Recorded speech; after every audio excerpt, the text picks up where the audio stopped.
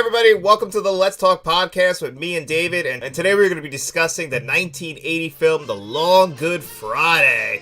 And this is a film that I had never seen before, but David recommended this to me and figured, hey, it's Good Friday, why not release this on Good Friday? And I had no idea what this film was about until I finally saw it, but David, you've known about this film for a long time, right? Yeah, I've known about this film for, 20 odd years, maybe. It was a film that my father actually recommended to me because being big in the movies and stuff, and at a time, when I was maybe in my early 20s and starting to get into movies like The Godfather and those gangster type movies, Goodfellas, Casino, movies like that I probably wasn't allowed to watch when I was younger. I remember the first time I watched The Godfather, I kind of was very underwhelmed by it, but then I started getting into it more when I was I remember actually watching The Godfather. It was my parents were watching it one evening, and they said, "Oh, you should watch this." And I don't know what age was I, 17 maybe, 16, 17, and I just felt underwhelmed by it. But I just think I wasn't mature enough to appreciate it. So when I did start getting really into these type of movies when I was in my early 20s. Remember my dad recommended this to me, and I went out of my way and I bought it, and I thought it was superb. Oh, yeah. I mean, that was one thing that you, when you told me about this, I didn't expect it to be as good as it was. Like, this is really one of the best gangster films of all time. And I don't know, and I guess maybe it's just because I live in the United States, and, you don't live, obviously, in London, but maybe it's just talked about more overseas than it is over here, because anytime I even read about any kind of the best, like, gangster films of all time, this is never on any of those lists, and I don't know why, because it's by far one of the best I've ever seen. Yeah, listen, I'm glad you really enjoyed this, because I know that we decided to do this for Easter, because this is like, when you have like Christmas movies, so this is a film that I like to watch around Easter or Good Friday. So that's why I suggested it to you. And you'd never seen it before, and I was kind of a wee bit concerned that you may like it, and that's fair enough if you don't like it. It's good to have a difference of opinion, and then we can bounce off each other that way. I actually think the more I watch this movie, like this to me is probably my third favourite gangster film of all time. I personally would put it above Goodfellas and Casino and Scarface and films like that, for me personally. Say you were saying there about is it well known over here? I don't think it actually is. As you think, you're saying it is on some of the lists of best British films of all time. Yeah. But I very rarely hear people talk about it. Yeah, that's the thing. It's like it is ranked. I think I saw it on a list of the top 100 British films of all time.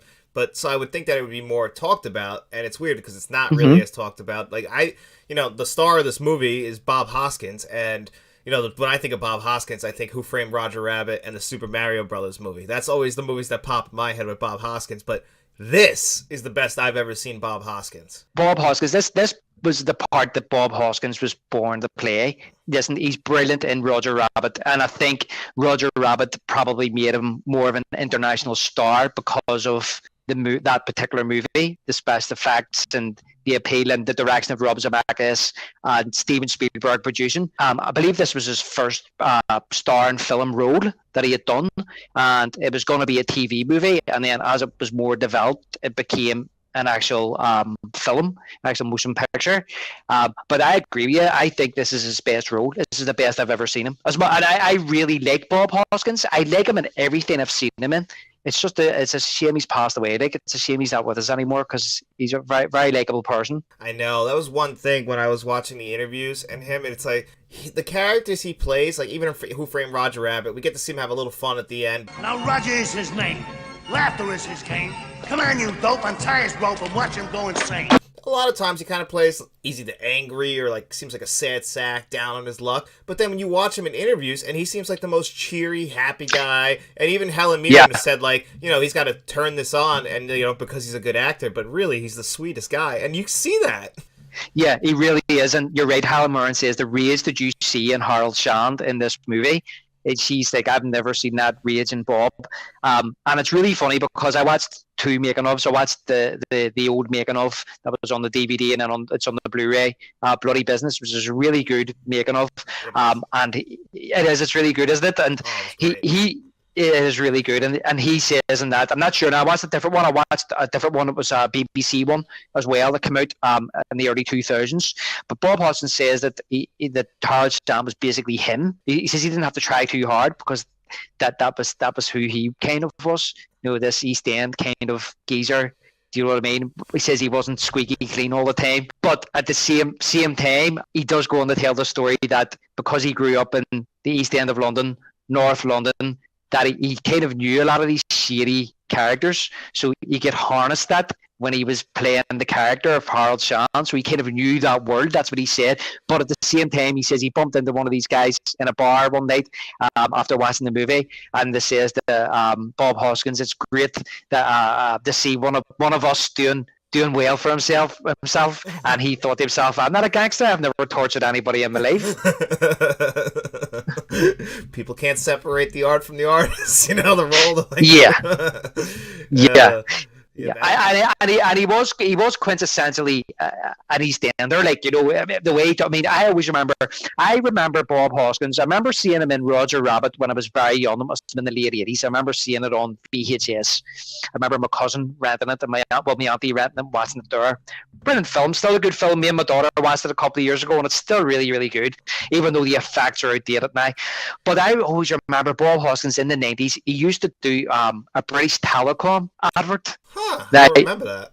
Yeah, well, it was obviously, it would have been on just over here, British Telecom. So you might be able to look it up on YouTube.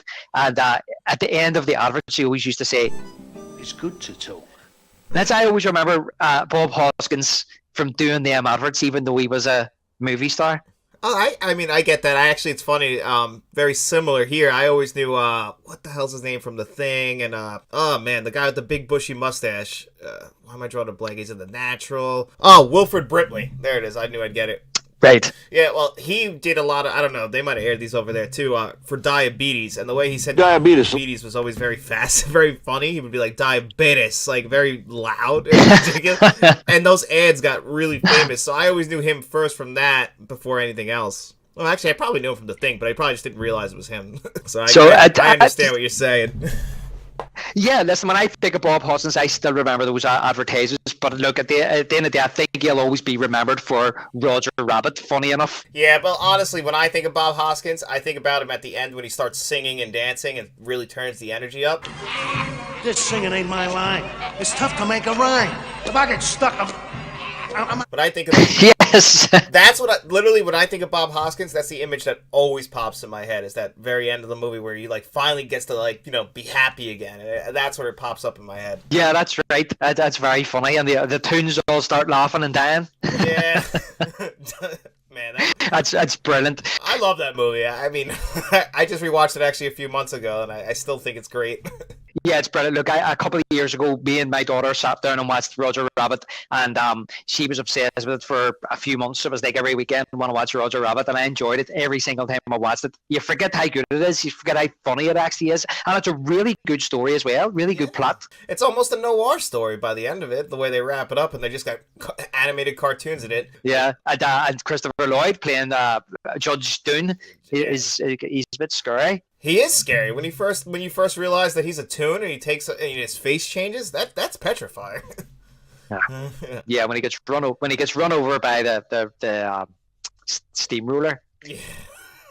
I remember, and then he blows himself up afterwards, and his eyes and all popped out. It's brilliant. Yeah, oh, it's perfect. Christopher Lloyd, that's one of his best roles. Yeah, definitely. And people don't think about that with Christopher Lloyd when they talk about. No, he'll always just be Doc. That's always what he'll be at the end of the day. Yeah. You know, like unfortunately, not unfortunately, but he is in one of the most famous movies ever. So that's always where they'll go first.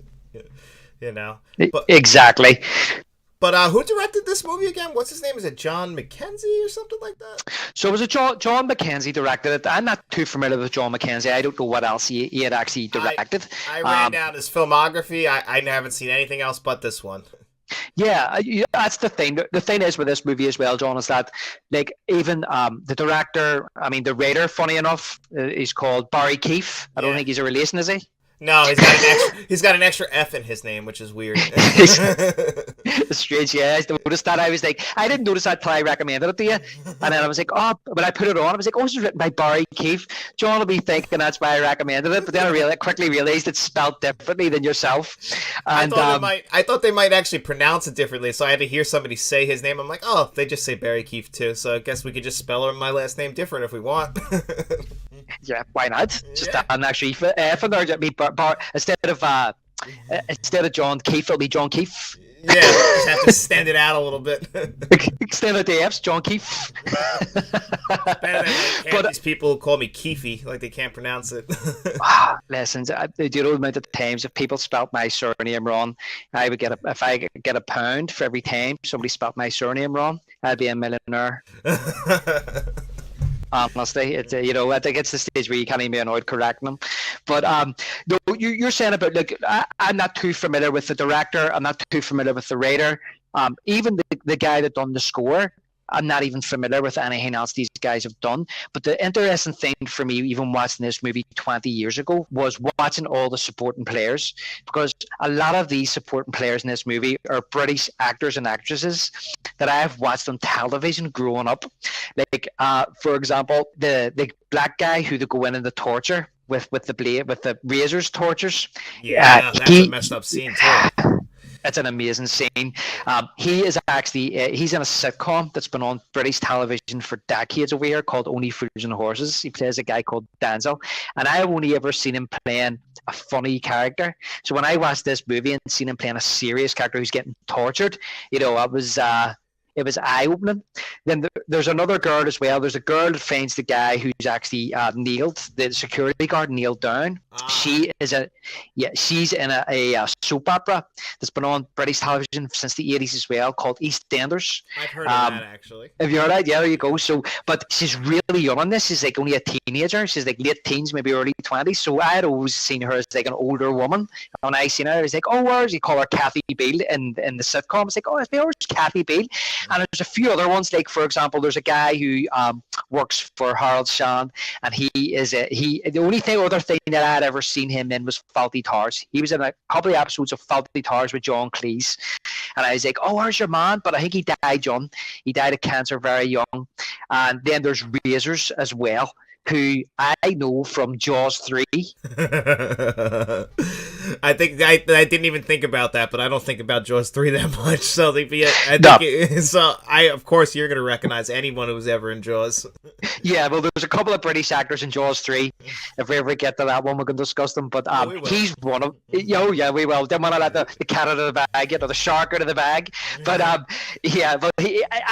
known him from that for years. So when I put The Long Good Freddy on, I was like, oh, there's P.H. Moriarty. He's in Jaws 3. So I've noticed these faces in this movie, and of course in Helen Mirren as well, which is probably, apart from Bob Hoskins, I mean, she probably is just as famous, if not more famous, than Bob Hoskins. I mean, she was just in Fast X last year. Like, she's still working. She's doing well. And she's doing really well. And for her age, I'm not going to lie to you, she looks great. Oh, she looks well. She's a very good-looking woman. And sorry, there was another guy as well, just popped into my head. They're a British actor.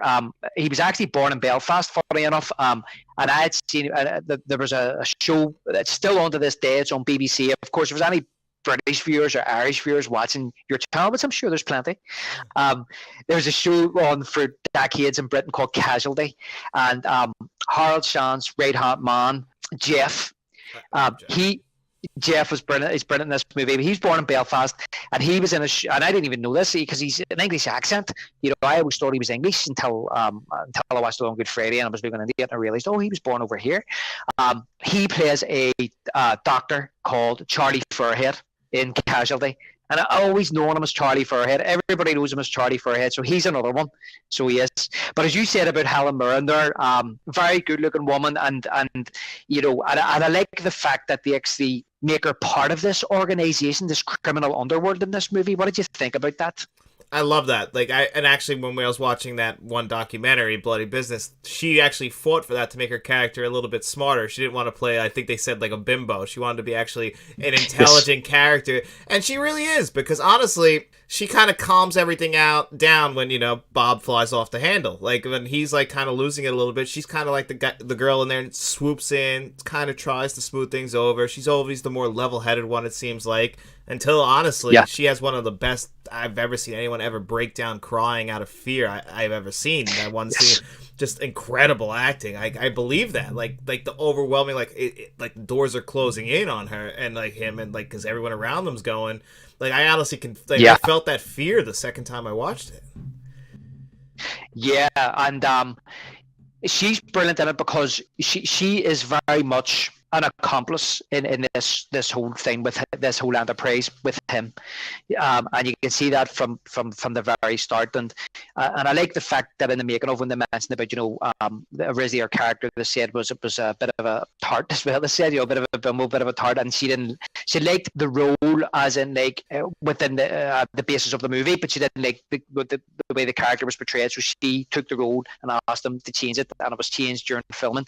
And you see that from the first off, where she's very much part of that. And I like how when he's going out and trying to find out who's doing this, that she is there with the Americans, trying to calm the situation down and keep them talking and keep them interested, to the point where she is smart enough to recognize that these guys are too smart. They know something's up, something's not kosher, and she's going to have to tell them the truth. And when Harold goes back that time when he's out all day trying to find out what's going on, and he goes back, and she says, "Look, I told him, or they were going to leave," and he you know, he berates her for it, and she just says, "Look, don't talk to me like I'm one of your thugs." And then he realizes, you know what I mean? She's better than that. She's more than that, and he kind of needs her on side. Apart from the fact that he loves her as well, and you're right, she breaks down. And I watched one of the making of parts. I don't know if it was in the main one, the Bloody Business, but he was supposed to come back and make love to her, and she said that, I don't really like that idea, so they went, well, we'll do something different, and that's what they decided to do, the argument, and for her to break down. Oh, well, see, that's the smart decision, because it just works out so much better with the decision. Because I mean, her crying is perfect. Like, it really feels like she loses control of her emotions, that they were bottled up and they just came out in that one very moment.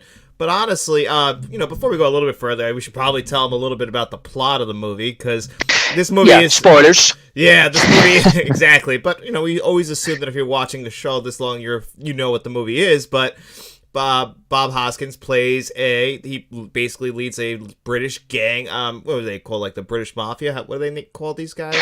Well, I would say they would just be called London gangsters, or East End gangsters, or London gangster outfit. Okay, so like, yeah, so some East End, he's the head of them, but he wants to take his business to the next level and become basically straight, not have to rely on illegal dealings. He's, you know, he wants to turn it around and become, bring the Olympics to London, actually, the 1988 Olympics, and he's going to deal with the American Mafia. They're coming in there, and he's going to go straight, it basically is what it is. Yeah. Take his whole gang, you know, what do they call it, going legit, so he wants to do that. Yeah. This is his big break. But unfortunately, on the very same day, which happens to be Good Friday, when these guys get there, things start going wrong, and it's a mystery. We don't know what's going wrong, because they try and attempt to kill his mother. They kill his best friend.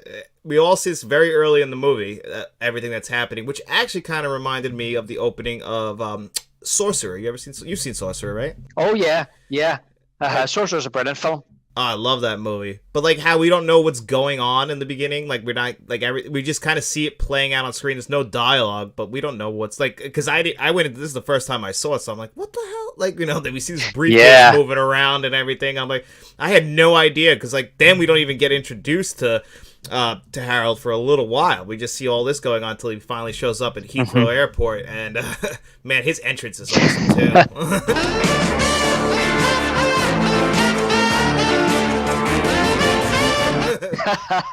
With that music, and he's just strutting down the airport like he owns it. It's absolutely brilliant. Yeah, and funny enough, John, I was the exact same. So you're right. He's basically, and after watching like some of the making ofs as well, so he is at a stage in his empire, right, where he is basically, he's no enemies left. You know, he's basically at the top of the pay, and you're right. He's like Michael Corleone. He wants to go legit, and he wants to build up the Docklands area. So everything you see in the movie is what the Docklands looked like in the late 70s. Now it's completely changed. Now it's really funny, life imitating art. They have built the Docklands up into something special, and it did host the Olympics in 2012, which is really strange. But you're right. Yes. Yeah, so he's went over to speak to the Americans to get a bit of backing, because he probably needs more money than what he has to invest into building this Docklands up, because he's at the top of the paid. His gangster empire's going well, and so things, as you say, start going wrong, and he has to try and work out who's doing it and why. And I was the exact same when I first started watching this as you. I remember when I first watched it, I was like, what kind of is going on here? Where's this going? And it was about halfway through when they realised who's doing it. I couldn't believe it myself. I was kind of go, really? You know, when they mentioned it, I went, oh, right, this is where this is going. Right, okay. Because even when my dad recommended this film to me, he never told me anything about it. He didn't even tell me about who was in it. He didn't even say, like, you know, about who the hitman was. Yeah, which we should probably bring up. We didn't talk about it when we were going through the cast of characters. One person who you didn't tell me was even in this movie, and I don't even know why I didn't realize, is Pierce Brosnan. You know, Mr. James Bond himself, one of my personal favorites. So he pops up, and I was sitting next to Faith, and I'm like, doesn't that guy look like Pierce Brosnan? And it's like, that is Pierce Brosnan. And I was like, oh my God, he's so young. He looks like a baby. Yeah. And he doesn't even have any dialogue. And I was the same. Like, my dad had never said to me, like, oh, Pierce Brosnan, this one's out. He didn't talk about it. He just went, oh, that's a really good movie. You should watch it. And I was the same. I was like, there's Pierce Brosnan. And another thing too, actually, one of the guys in the movie too, which I didn't mention earlier, he kills one of Harold Shawn's top men at the swimming pool. Colin. That's Paul. Yes, Colin. Paul Freeman. You know who he is? Yeah, I recognized him right away because his face is very distinct. It's very sharp. Yeah. Well, he's Belloc in Raiders of the Lost Ark. Yeah, that's Belloc. I love that. And which is funny because it's 81. It technically came out in 81, so it's the same year. It's the same year. It actually filmed it, I think, in 79. It took a couple of years before it was released. Yeah. Because you were saying, like, they wanted to make it a TV movie, and also, I was reading on the Wikipedia, they wanted to dub Bob Hoskins, which is insane. He had to sue for them not to. Yes, so what happened was that they actually, because of the content of the movie, because of who, you know, who his organization was going up against, they decided to edit it down because they thought it was like propaganda. What happened was that they didn't own the movie at that particular time, and part of editing it, they dubbed Bob Hoskins' voice, and once they'd done that, they broke his contract, and he was going to sue them because they weren't happy with the fact that they were editing the movie down in the first place. So I think it was maybe his way of saying getting it stopped for them to put it out, and they give them the option then, the studio the option, well, we won't sue you if you sell us the movie back. And Bob Hoskins actually was speaking to Eric Idle, who had made us some money on The Life of Brian, and he says to him, do you want to buy a movie? I think it was Eric Idle then, wasn't it? Or George Harrison as well, I think I heard too. It bought the movie to put it out in its original format, and that's how it ended up going out in the end. Yeah, but I think that Bob Hoskins, just talking about his voice, I thought it was ironic in the making of that. This says that the producer says that we had backers, as in like sirs and of other actors. Sir Alec Guinness was one of the ones that said that the most powerful thing you can do is take away an actor's voice. And I find that ironic because it was they took away David Prowse's voice in Star Wars, didn't they? They did, and actually, who's another one of the most famous voices is Samuel L. Jackson, and one of the first, I can't remember what the movie was. I own it too. I just can't remember off the top of my head, but he's in a dream sequence, and they dub him Samuel L. Jackson. They dubbed him, like, so, you know, they do make these weird decisions, but I don't get it because Bob Hoskins' voice, like, since I saw this movie, like, it's one of the most imitatable voices because it's so good. It's got so much power and emotion behind it. And today is a day of great historical significance for London. Yeah. The film we're talking about is The Exorcist 3. Come in, please. The living are dead. We come here first. Oh, that's what it was. I knew Isn't I it? owned it. Yeah. Yeah, it is. I remember. Yes, I remember it. Yeah, because he's only in it for a split second, and they put a different voice in it. That's right. But you're right. Yes, Bob Hoskins' performance in this. We'll circle back this performance. It is so powerful, and how he delivers his lines and the rage and the way he talks. I love the London accent. I think it's an amazing accent, and they dubbed him with what they call the Brummie accent, which is David Prowse's accent. Funny enough, Oh, but that's ridiculous. that's it. Which is really funny because they dubbed him the Brummie accent, and they had Alec Guinness talking about you can't take away the voice, and that was David Prowse's accent. So, but yeah, and one of the best things about Harold Shand in this movie as well, John, is the fact that some of his one-liners, some of the lines he says in the movie, like when Colin gets killed in the swimming pool in the baths, and he goes down to see the body, and because Harold Sand, he's well known, it must be well known in London. He's got his finger in every pie. He's got people everywhere. He's got people paid off. He's got cops paid off, and all the rest. But he says to the guy at the swimming pool, the guy that runs the swimming pool, says to him, "We're going to keep this incognito, Harold. So we're gonna put him in an ice cream van to keep the body cool." And he goes, There's a lot of dignity in that, isn't there? Going out like a raspberry ripple. I love that, and actually they play that on the soundtrack for this film. Is that line? I love that line. Yes. And it's funny because, well, it's not funny, but I mean, like, in that scene, I think you get to actually see that he doesn't play like just your stereotypical gangster. He's emotional. Like, he's very upset that Colin is like, he's like, first they try and kill me mom, and then they kill my best mate and Colin, and like he's starting to cry, but he doesn't want to cry for these guys, so he just gets angry. He's trying to keep his emotions in. He's just so mad.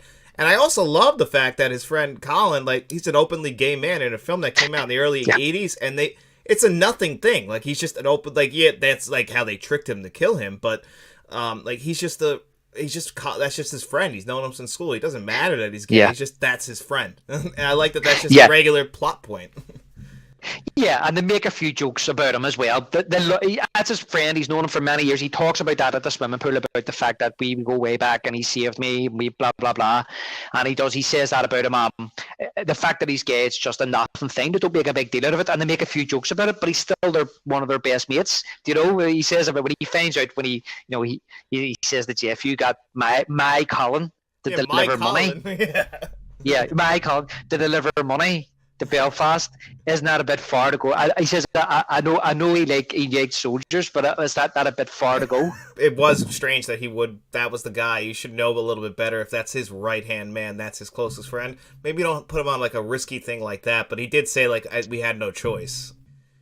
Yes, and I think that Jeff kind of showed his... I really like Jeff in this. The young guy, he's supposed to be smart, but I think he showed a wee bit of his naivety there with some of the decisions he made when Harold was out of the country. Yeah, and then not coming clean as well, trying to keep it under wraps. And it's a bit of a strange one for me. Jeff was supposed to be like a son to Harold. Harold was supposed to be like a father figure. They're supposed to have this father-son relationship. So we assume that people watching this have seen the movie. If you haven't, you should go and watch it. But when Harold kills Jeff, the very shocking moment, it really, scary, very, very realistic. He's effectively killed his son, and as you say, even his reaction after that is very human. Yeah, he reacts like because he literally just flew off the handle. That's what he did. He didn't intentionally mean to kill him. He just got really mad, and he broke that bottle. And I mean, the angle that they put that camera, so it looks like it's going like we're at the first person. That's a really violent looking shot. And then it's violent when the blood comes squirting out of his neck, like, he nicked the main artery kind of deal. And he's just coming to the realization, like, oh, I killed him. He's dead. And like, even Jeff's kind of, I can't even think of the actor's name now. I'm thinking Charlie Furhead. He's not Charlie Furhead. That's him in Casualty. But even his reaction when he's getting stabbed, the kind of like the jerking reaction he's doing and trying to gag for breath. And you see kind of Bob Hoskins is in shock himself. He stops and he kind of looks at him, at first. And then he tries to lift him to hold him, but it's too late. He's gone. And then there's the rage when he comes out, because it's Horace, Councillor Horace, which he's a slaying ball in this movie. Yeah. He realizes that Horace is He thinks that Horace has betrayed him. I suppose that all have to a certain extent because they didn't tell him the truth. They had told him from the start, listen, something's happened, we have fucked up. You know what I mean? They may have been able to salvage something, but they didn't. They tried to kind of, they're all afraid to say to him, look, this is what's been going on, because they were afraid of his reaction. So he totally blamed Horace for, he thought Horace kind of like backstabbing, but Horace was kind of in a tight jam himself because as Jeff explained that if you don't pay these guys off, you're not going to have, these buildings aren't going to get built. It's as simple as that. Yep.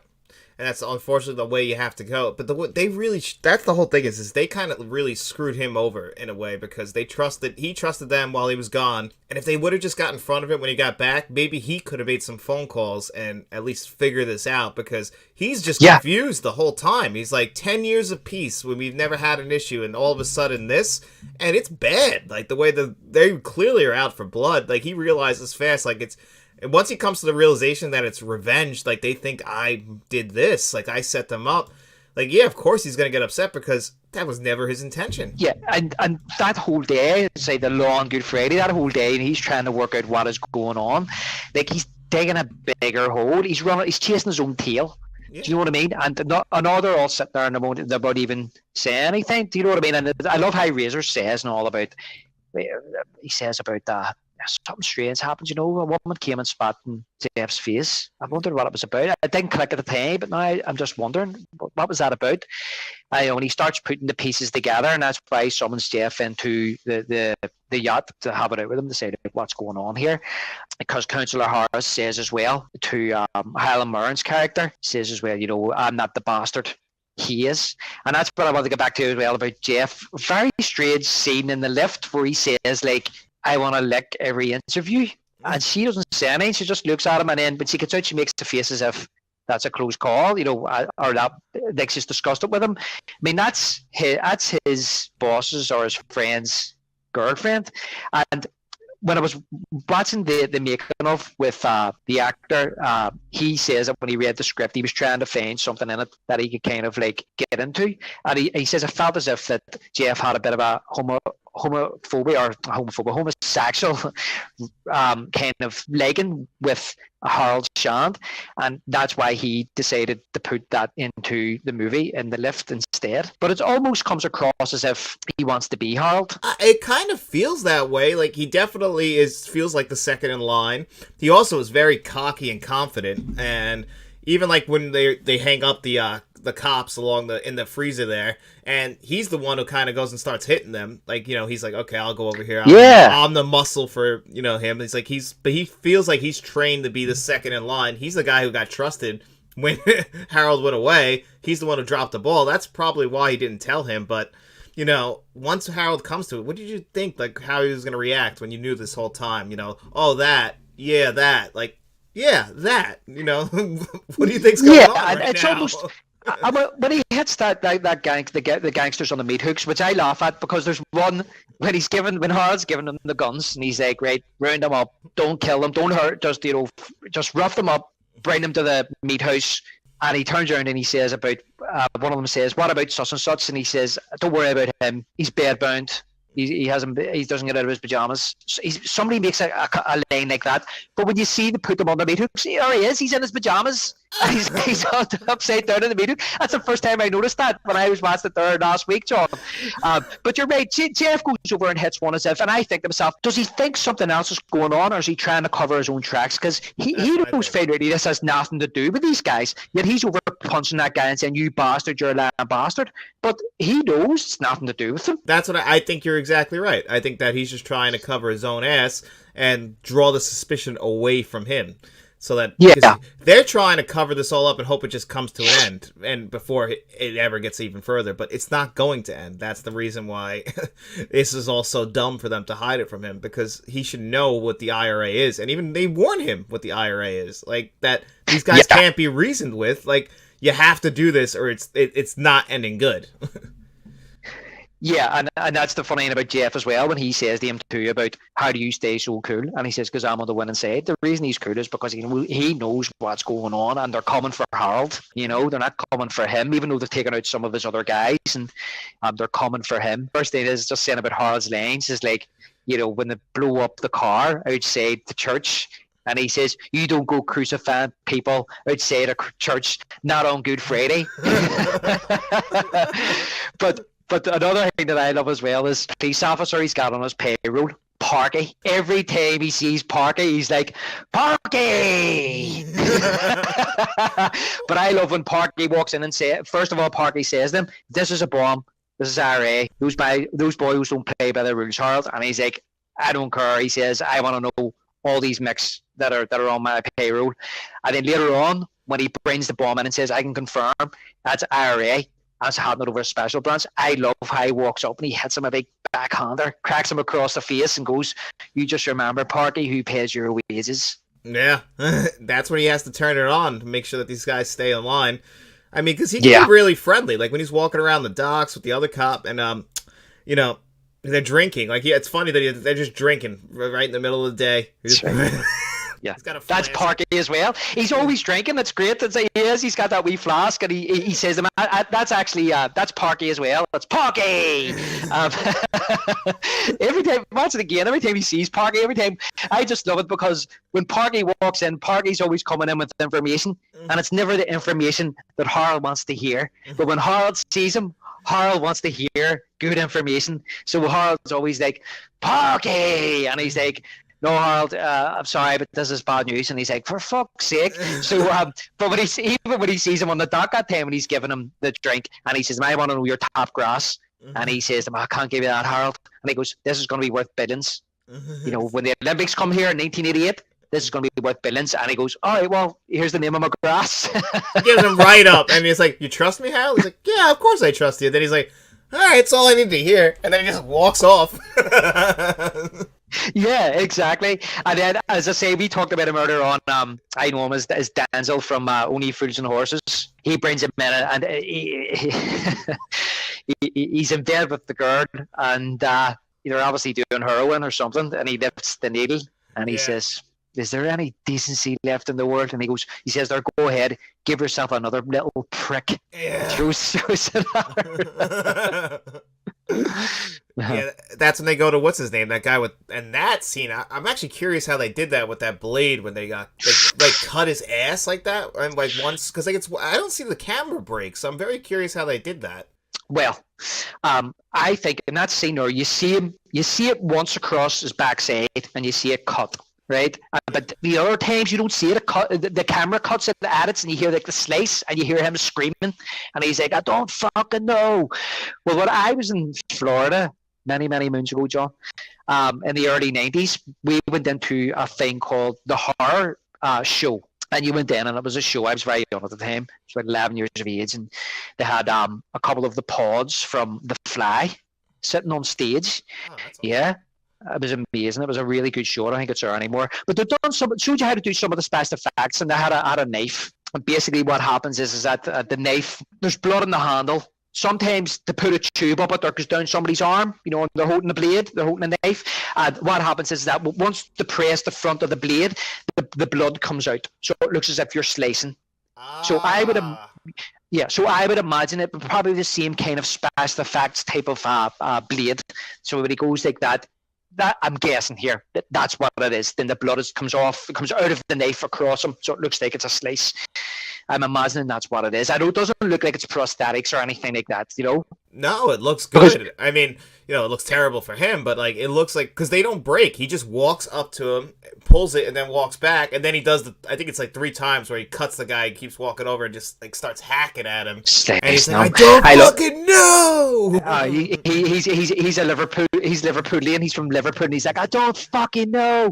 But I love how Razors pulls his shirt up and goes 65 stitches, boy. Now you know. Now you're gonna know what it feels like.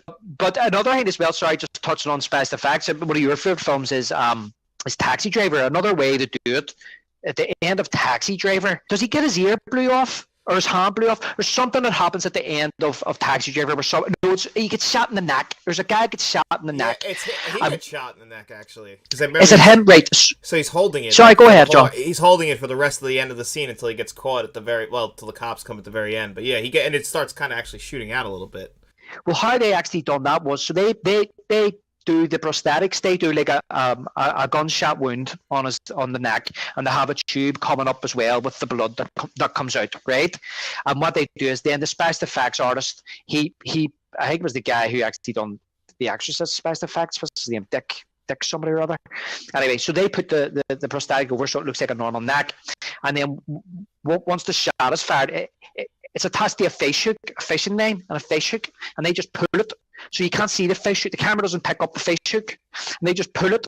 So that pulls the prosthetic off and reveals the gunshot wound underneath. And then they have somebody just with a plunger that pushes the blood, and then it spurts out. Yeah, so that's another way that they could have done that on, I'm just going to call him Denzel in The Long Good Friday, but it doesn't look like it. It doesn't look like it. It looks like it's just one of those blades that the blood comes out and they just ran across his backside, rather than putting the prosthetic across his backside, his buttocks, and then just pulling it. It doesn't look like that type of effect, but just you saying there about the effects, that came to mind about Taxi Driver, and how they actually done that gunshot coming off.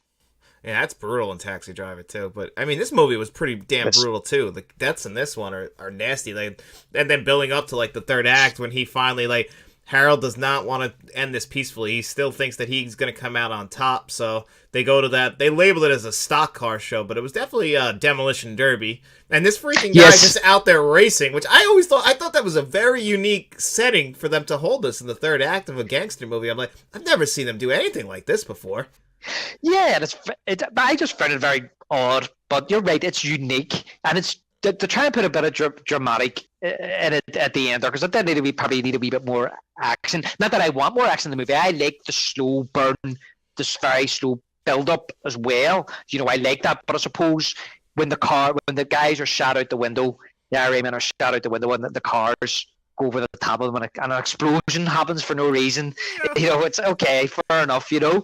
But look, Harold is smart in a lot of ways, but he's very stupid in a lot of ways in this film. And I don't mean that in a derogatory term. Is that he's very naive in his outlook. He thinks that force can beat force. You know, and that was the whole thing. You see the what do you call them? The counselor saying, like, you can't deal with these guys. These guys are political. They want money. They're fanatics. And the writer and the director themselves even said that. They says, look, the whole genesis on the idea of The Long Good Friday was they wanted to make a gangster movie in the same type of spirit of an old 1940s, 1930s American. You know, James Cagney. What's that guy's name? Is it Edward G. Robinson? Those type of state of gangster movie, only set it in London and have a London version. But the whole genesis was that his organization comes up against a terrorist organization or an ideal, you know, or an idea, and you can't beat that. You know, you can't break that down. You can't beat that with force. And even John Mackenzie said himself, the director says that Harold Sean is a capitalist thug, so he's coming up. He's like represents Thatcherism of the 80s, and he's coming up against, you know, the IRA, and that's where the loggerheads is. You know, you can't defeat that. And funny enough, the BBC documentary that I actually watched, they did question them about the controversy of it featuring the IRA.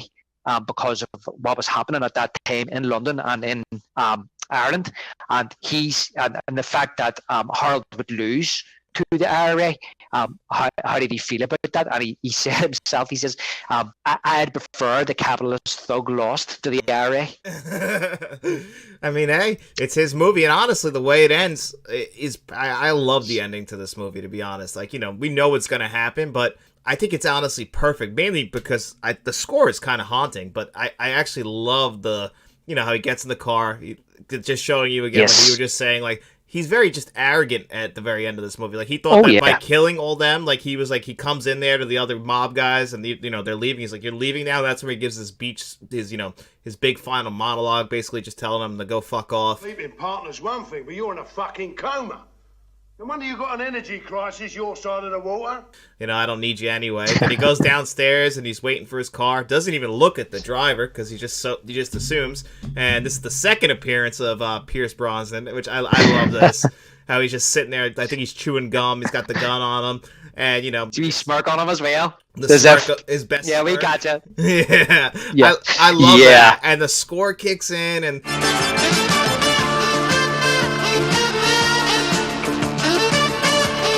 that's it. We just kind of end on that, and then we see Helen Mirren and the other car, they got her, and we know what's about to happen. But, man, I love it. I thought it was a great ending, honestly. I maybe the score did a lot of the work, because I love the score. I really do. The first time I'm a sucker for a synthesizer, and then you throw that horn in the main theme. I loved it. I've been listening to it since I saw this movie. It's a brilliant score, John. And yes, like we've talked on our pods before, is that me personally, I love the films that I love the most. I love their scores too. You know, it's all part of it for me.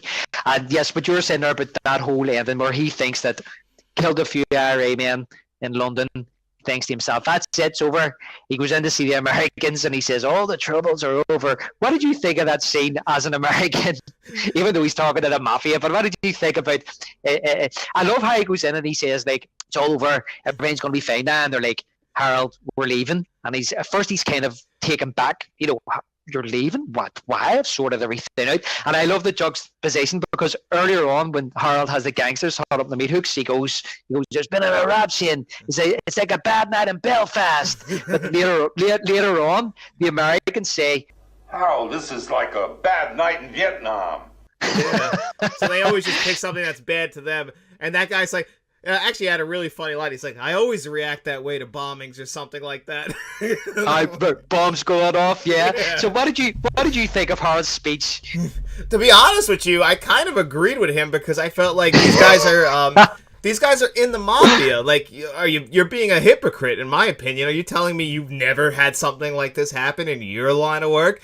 I just felt like they were getting on their high horse about this because it wasn't happening in their land, and they wanted to kind of get one up on it. I 100% agreed with him. I thought that, you know, I mean, given he's coming in there from the wrong position, but he's not wrong when it comes to them. Yeah, listen, that speech that he says, that's the real Harold Shand coming out there. Like you said earlier, the smays and the charm and everything else, and that's all. I wouldn't say it's a front, but it's kind of like, what can I say? You know, maybe he's a split personality or something, but he has this rage blowing him. When he doesn't get his way. Like earlier on, when he says to the mafia guy when they're on the boat, oh, you got to meet this guy and you got to meet that guy. And the American says to him, he says, don't push me, Harold. And you see Harold's face before he leaves. He doesn't like that because he's the top guy. Nobody tells him what to do. You heard him saying that to Jeff earlier on when Jeff said about, you know, the IRA can take over here whenever they want. And he says, but this is my manor. And, you know, Harold should have worked with him, to be honest with you. Things would have worked out a lot easier for him. But saying that, getting back to the end, I like when Harold's like, bon voyage, and turns to walk out and stops. And then he turns and then you see the real Harold and he says, let me tell you something. You know, I'd see what the younger guy, American mafia guy, goes to say something and he says, shut up, you paralyzed streak of piss.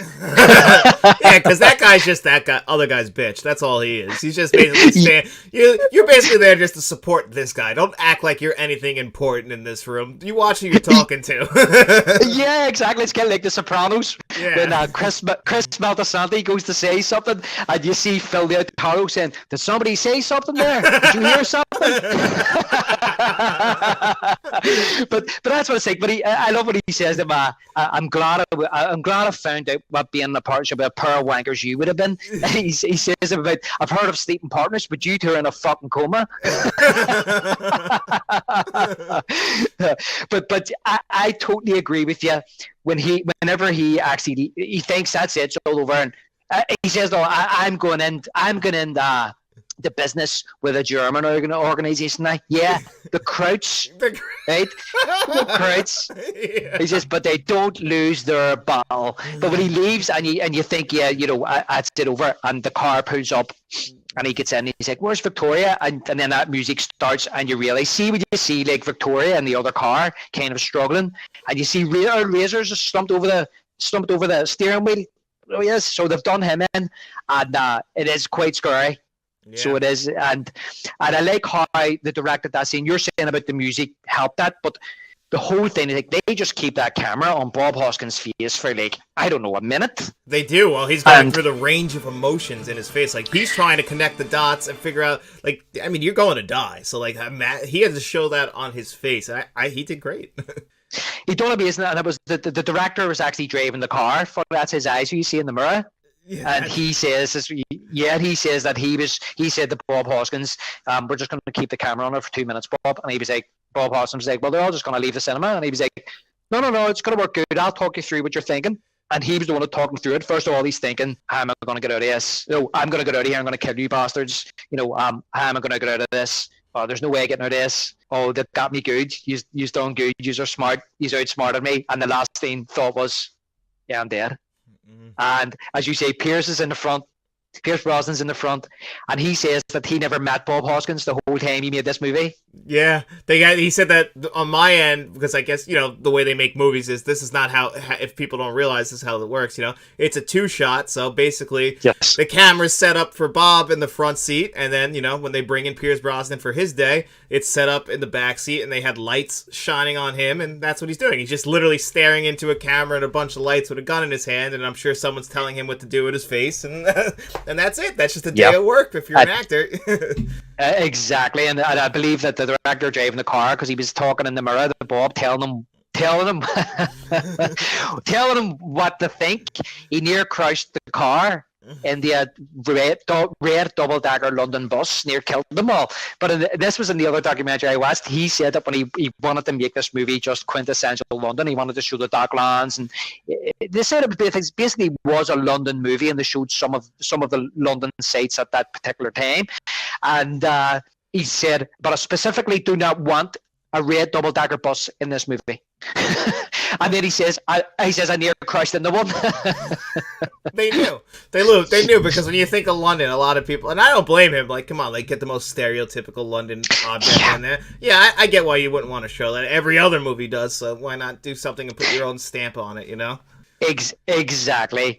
And so it's a really good ending, and I just love how you don't need to show them taking him out or torturing him or shooting him or putting him in a ditch.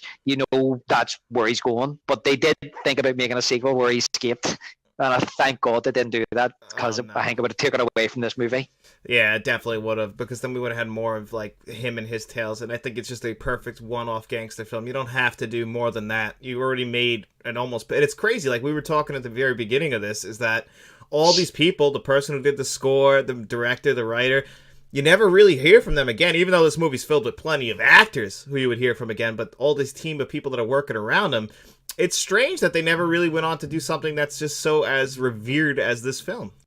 Yeah, exactly. And I look, Bob Hoskins, as I say, I took a quick look at his filmography myself today, and he was in some really good movies, and he really did do well for himself. And I'm not being condescending by saying that, but he really did. I mean, to go to Hollywood and be in movies like Roger Rabbit, and even Super Mario Brothers.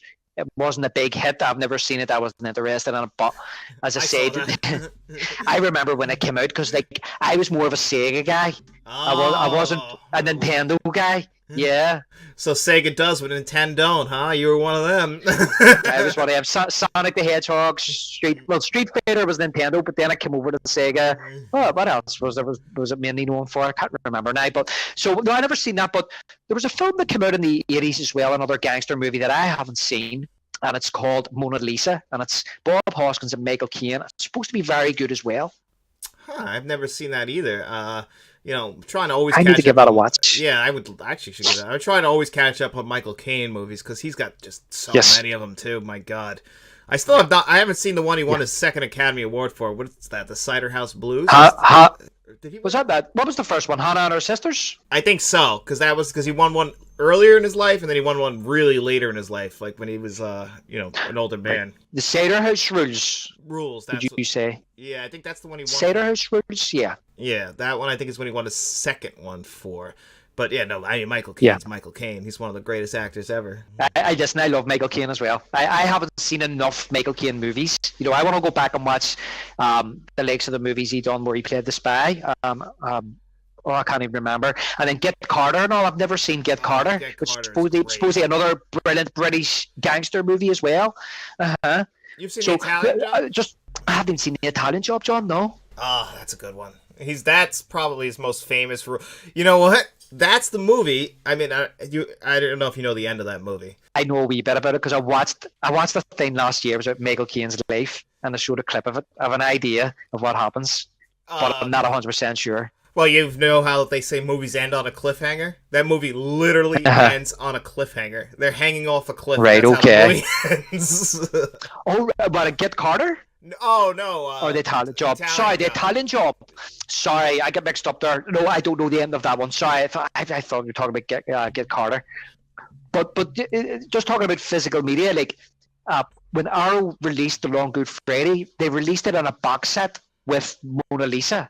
And I didn't get it. I don't know how I missed it. So I ended up just buying The Long Good Friday single edition. So I need to pick up Mona Lisa on its own, maybe when the price comes down, because it's still on there for like, I don't know, £16 or something. I don't want to pay that. The other edition, you were just going to mention about the score.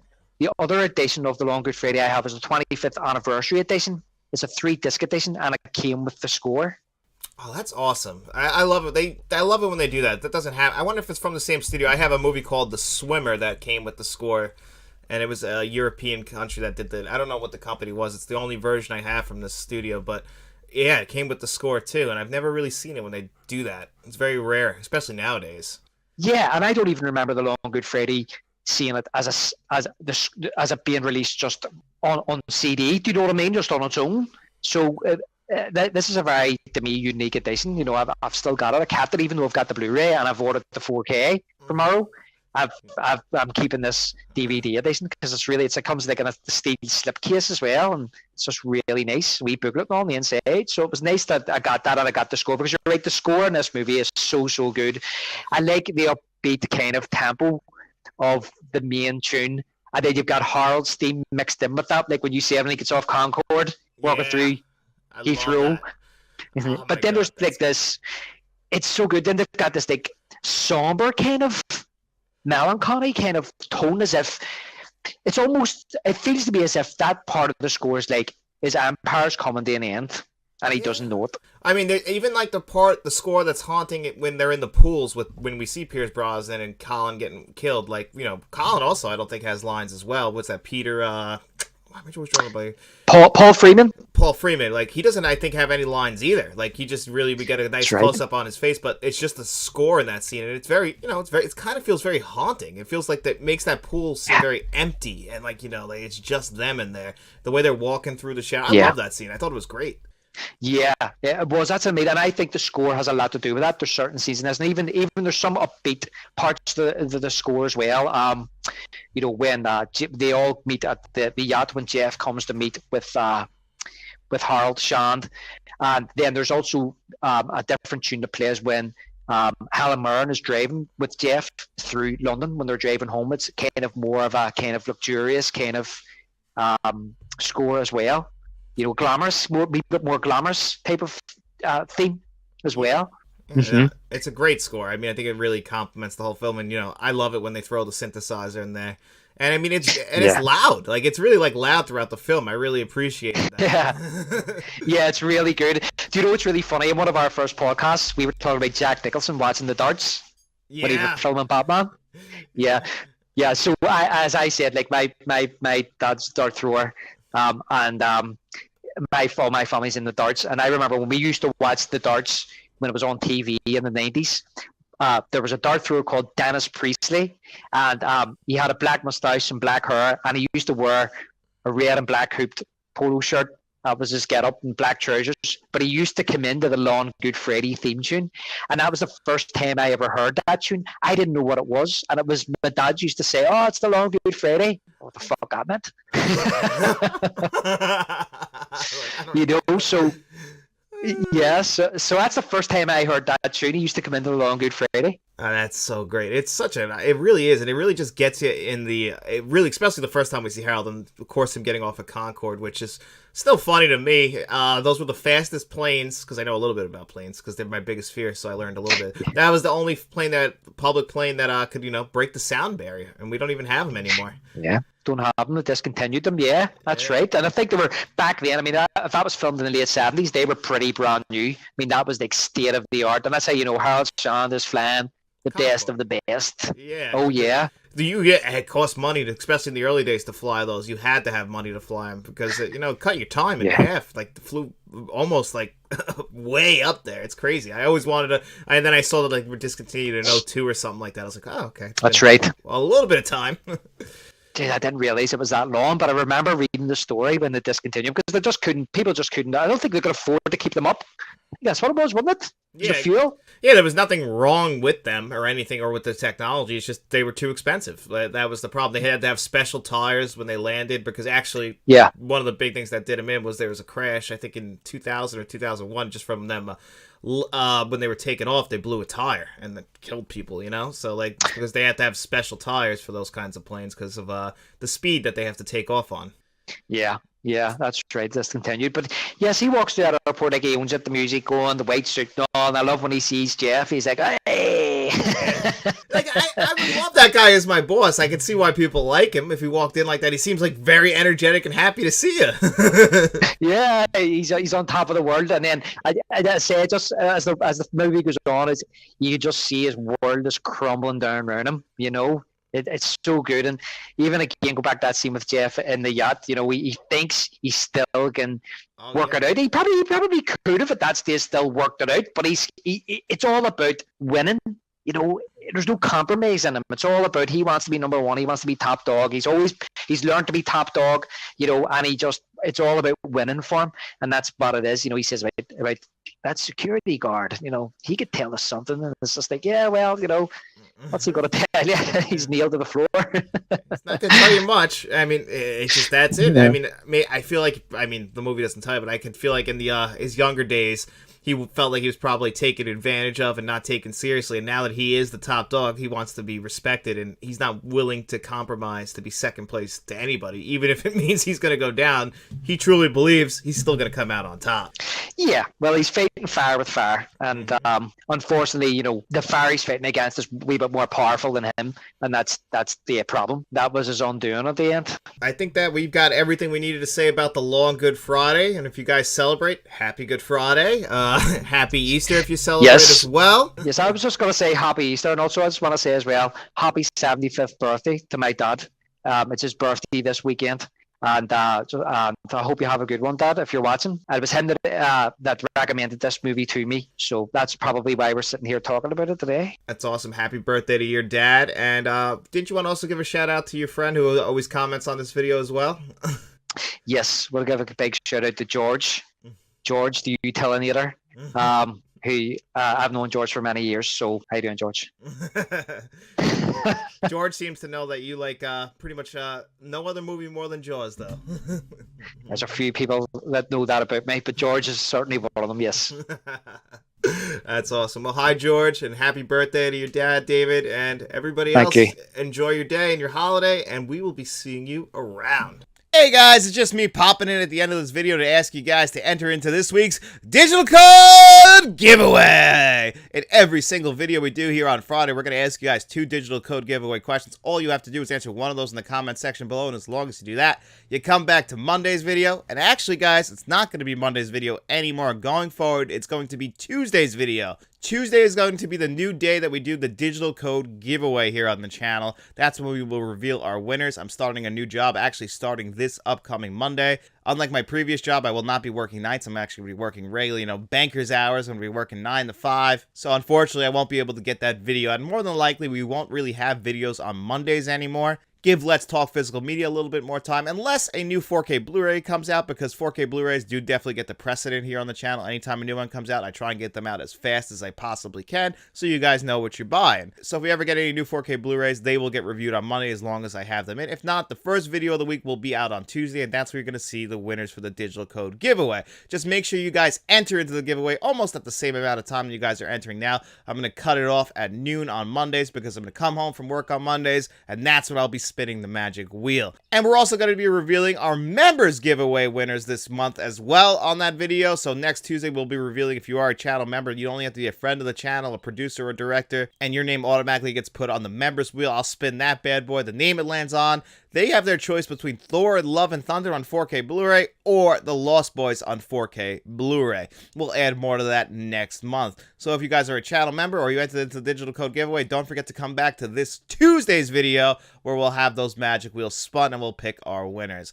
Hopefully this doesn't cause any inconvenience for you guys. But what are this week's 2 digital code giveaway questions? Well, I wanted to ask you guys, you just saw me and David talking about a very underrated gangster film. What is your favorite gangster film? Is it The Godfather? Is it Goodfellas? Is it Casino? Maybe it's The Long Good Friday? Let me know in the comment section below. And we were also talking about Bob Hoskins. And I think Bob Hoskins is a very underappreciated actor. And one of the movies that he appeared in and is probably most famous for is Who Framed Roger Rabbit, which is probably one of the most beloved 1980s films. And I don't think I've ever asked you guys directly, what is your favorite film to come out in the 1980s? So I want to know that in the comment section below as well. So what is your favorite gangster film and what is your favorite 1980s film? You know, 1980s, my personal favorite decade for film. So I'm very curious what all you guys would pick. Let me know in the comment section below. Don't forget while you're down there to like this video, share this video, turn notifications on. Maybe you want to become a channel member. We have a friends of the channel tier. We have a producers tier, like I was saying. And that's where you're going to find John Doe Juggalo, Jason Martin, and Mr. Smelly Potato. We have a director's tier. That's where you're going to find Frank's Medium Reviews. Make sure you check out John Doe Juggalo and Frank's Medium Reviews YouTube channels as well. Also, anyone you ever see comment in the comment section who also have YouTube channels, make sure you guys go check them out as well. They're all great people. Like I said, we have some of the best people in this community out there, and they all really deserve your love, especially if you guys love physical media as much as I do. But if you got no money to throw our way, don't worry about it, guys. We just appreciate you checking out the video. We hope you enjoyed it. And if you did, don't forget to get out in those streets, tell your friends about us, and then we'll be seeing you around.